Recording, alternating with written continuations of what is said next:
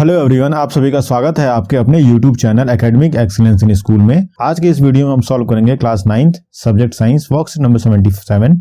जिज्ञासा दीदी से बच्चा पूछ रहा है how do we treat communicable disease. तो कम्युनिकेबल डिजीज को हम कैसे सही करते हैं। जिज्ञासा दीदी ज्ञान को बता रही हैं कम्युनिकेबल डिजीज जिन्हें हम इन्फेक्शियस डिजीज कहते हैं यह पैथोजेंस के द्वारा होती हैं। जब भी यह किसी व्यक्ति को इन्फेक्ट करती हैं तो व्यक्ति रिस्पॉन्ड करता है। कुछ साइन आते हैं जिन्हें हम सिम्टम्स कहते हैं, जैसे फीवर, स्वेलिंग और पेन। डॉक्टर्स इन सिम्टम्स को देखते हुए कुछ मेडिसिन सजेस्ट करते हैं पेशेंट्स के लिए। तो आज हम इन्फेक्शियस डिजीज की ट्रीटमेंट के बारे में पढ़ेंगे जो कि 2 स्टेप्स में हो रही है। ये प्रिंसिपल ऑफ ट्रीटमेंट 2 स्टेप में है, to reduce the effect of disease and second cure by killing the pathogens. पहले स्टेप में हम जो सिम्टम्स आ रहे हैं उनको कम करने की कोशिश करते हैं, जैसे पेन को, फीवर को, एके या जो बुखार आया है उससे हम रिलीफ पाने की कोशिश करते हैं।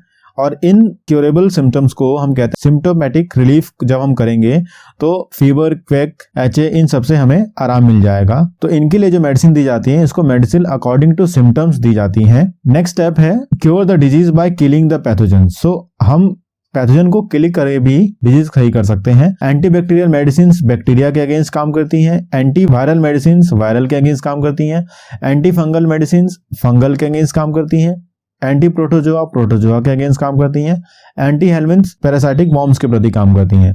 सो 2 तरीके हो गए। एक हमारा हो गया मेडिसिन जो पर्टिकुलर एनिमल को किल करती हैं, पर्टिकुलर पैथोजन को किल करती हैं जो हमारी बॉडी में आ जाता है। दूसरा हो गया उस ऑर्गेनिज्म के अंदर आने की वजह से जो हमें चिल्स पड़े, बुखार आया, एके हुआ, पेन हुआ, उसको रिलीफ पाने के लिए हम एक मेडिसिन देते हैं ताकि हमारे पेन को रिलीफ हो जाए। तो चलिए अब समझते हैं एंटीबायोटिक्स और एंटीबैक्टीरियल के बारे में। मेडिसिन को ही हम एंटीबायोटिक या एंटीबैक्टीरियल कहते हैं, जैसे पेनिसिलिन और टेट्रासाइक्लिन। या पेनिसिलिन और टेट्रासाइक्लिन एंटीबायोटिक भी कह सकते हैं, एंटीबैक्टीरियल भी कह सकते हैं और इनको मेडिसिन भी कह सकते हैं। यह मेडिसिन क्या करती हैं, यह बायोकेमिकल पाथवे उस लिविंग ऑर्गेनिज्म जो हमारे अंदर बीमारी कर रहा है पैथोजन, उसके किसी बायोकेमिकल पाथवे को बंद कर देती हैं। लेट अस सपोज मान लीजिए कि वो ऑर्गेनिज्म रेस्पायर करता है तो उसके रेस्पिरेशन के पाथवे यानी ऑक्सीजन या कार्बन डाइऑक्साइड को ब्लॉक कर दिया जाएगा तो वो ऑर्गेनिज्म अपने आप डेड हो जाएगा।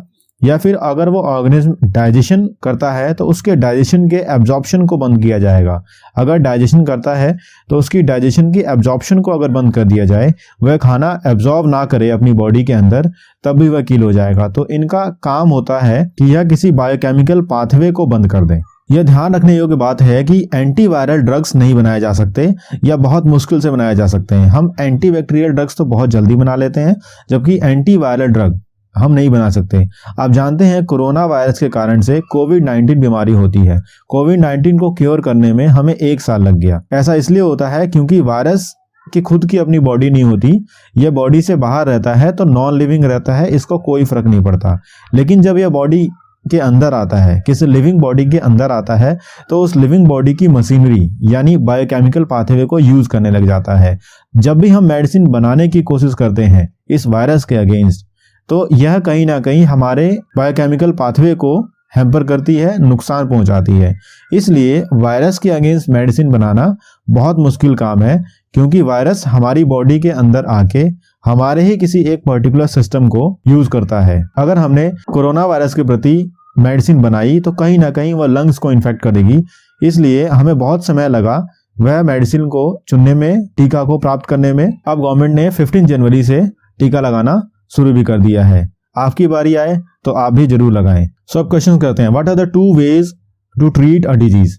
हमें 2 तरीके लिखने हैं डिजीज को ट्रीट करने के लिए। सो पहला तरीका लिखेंगे to reduce the effect of disease, second है cure by killing the pathogen. So ये 2 तरीके हम लोग यहाँ से नोट कर लेंगे। नेक्स्ट है what are antibiotics, how do these medicine work. तो यहाँ से हम नोट करेंगे द एंटीबायोटिक्स और medicine drugs use to kill और stop the growth of bacteria in our body, जैसे पेनिसिलिन और टेट्रासाइक्लिन। और ये किस तरीके से कार्य करती हैं, ये एंटीबायोटिक्स ब्लॉक कर देती हैं particular pathway of life cycle of bacteria और the organism which is enter inside our body. यह उस ऑर्गेनिज्म के बायोकेमिकल पाथवे को ब्लॉक कर देती हैं। ब्लॉक करने की वजह से वह ऑर्गेनिज्म अपने आप ही उसकी डेथ हो जाती है। लेकिन यह डिफरेंट कैटेगरी के लिए डिफरेंट तरीके से यूज होती हैं। सो हम यहाँ से लेकर यहाँ तक इसकी डेफिनेशन लिख लेंगे और यहाँ से लेकर यहाँ तक हम लिख लेंगे कि ये किस तरीके से कार्य करती हैं। अगला प्रश्न है, why is the production of viral drugs more difficult than producing antibacterial drugs. So viral drugs को बनाना बहुत मुश्किल है as compare to antibacterial drugs. यह इसलिए होता है क्योंकि वायरस जो है बायोकेमिकल पाथवे हमारा ही यूज करते हैं।